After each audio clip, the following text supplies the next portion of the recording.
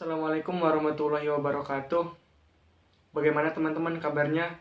Mudah-mudahan kita selalu diberikan kesehatan agar kita selalu dapat mengikuti perkuliahan walaupun dengan cara online. Baik, perkenalkan nama saya Cartas dari kelas B dengan NPM 94. Saya di sini perwakilan dari kelompok 8 yang beranggotakan Rahmi Indiani dengan NPM 44, Michael Dailin Silalahi dengan NPM 52, Adinda Nurul Fadilah dengan NPM 62, Nur Amalia Fatimah dengan NPM 83, dan saya sendiri Cartas dengan NPM 94. Di sini saya mewakili kelompok 8 akan mempresentasikan tugas kimia farmasi analisis yang diampu oleh Bapak dosen apoteker Vesara Ardegatera MFAM. Di sini kelompok kami mengambil tema tentang obat parasetamol. Outline yang akan saya bahas, yang pertama adalah definisi, yang kedua, struktur kimia dan gugus fungsi parasetamol. Yang ketiga, hubungan struktur dan aktivitasnya. Mengapa kelompok kami mengambil obat parasetamol? Karena obat parasetamol sudah familiar, maka kita seharusnya mengetahui definisi apa itu kandungannya, lalu bagaimana sih aktivitas obat itu dalam tubuh kita. Sehingga di sini kita mengambil yang simpel saja, yaitu tentang obat parasetamol. Baik, definisi parasetamol adalah parasetamol bisa disebut juga acetaminophen, adalah obat analgesik dan antipiretik yang populer dan digunakan untuk meredakan sakit kepala dan nyeri ringan serta demam. Pemakaian jangka panjang dapat menyebabkan methemoglobin. Apa itu methemoglobin? Methemoglobin adalah bentuk dari hemoglobin yang bisa membawa oksigen namun tidak bisa menyalurkannya ke sel-sel tubuh. Biasanya kadar methemoglobin dalam darah itu yang normal berkisar antara 0-3%. Kemudian yang kedua, struktur kimia dan gugus fungsi dari parasetamol. Nah, inilah struktur kimia dari parasetamol, yang mana berat molekulnya 151,16 dengan rumus empiris C8H9NO2.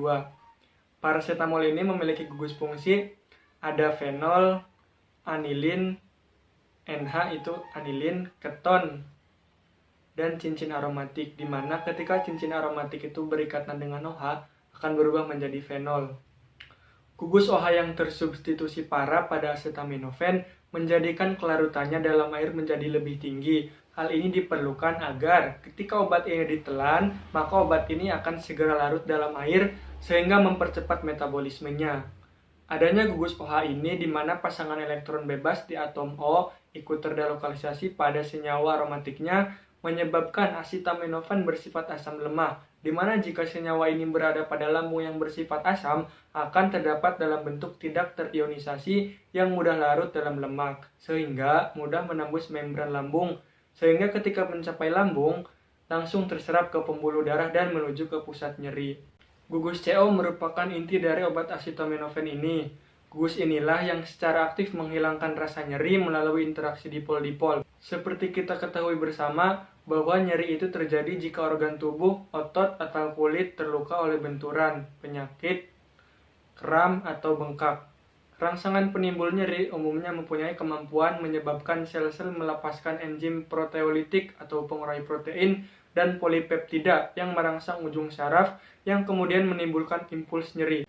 Dengan pemberian obat acetaminophen ini, maka akan meredakan rasa nyeri karena menghambat polipeptida merangsang sistem saraf memberikan impuls nyeri dengan pembentukan ikatan dipol-dipol antara acetaminophen dengan polipeptida. Penggunaan gugus CH3 sebagai gugus yang terikat dengan karbonil ialah untuk melindungi gugus karbonil yang mudah dimetabolisis dari serangan metabolik. Hal ini akan memperpanjang masa kerja obat sekaligus mengurangi efek pembentukan hidrogen peroksida H2O2 yang menjadi faktor utama pembentukan methemoglobin dari hemoglobin melalui reaksi redoks. Yang ketiga, hubungan struktur dan aktivitasnya. Yang pertama itu ada gugus OH tersubstitusi. Gugus OH tersubstitusi ini meningkatkan kelarutan dalam air sehingga mudah dimetabolisme oleh tubuh. Yang kedua ada cincin benzen yang bersifat lipofilik sehingga membantu penetrasi ke dalam membran biologis.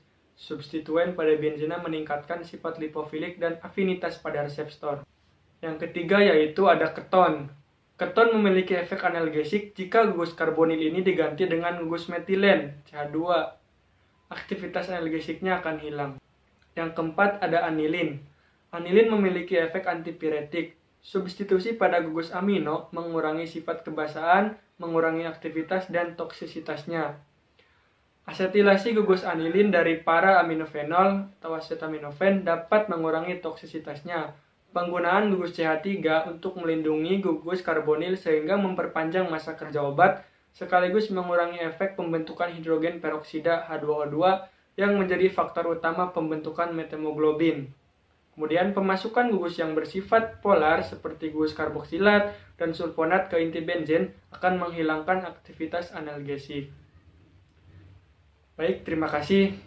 Sekian presentasi dari saya yang mewakili kelompok 8. Mudah-mudahan ada manfaatnya dan mohon maaf apabila ada salah pengucapan kata. Akhir kata, wassalamualaikum warahmatullahi wabarakatuh.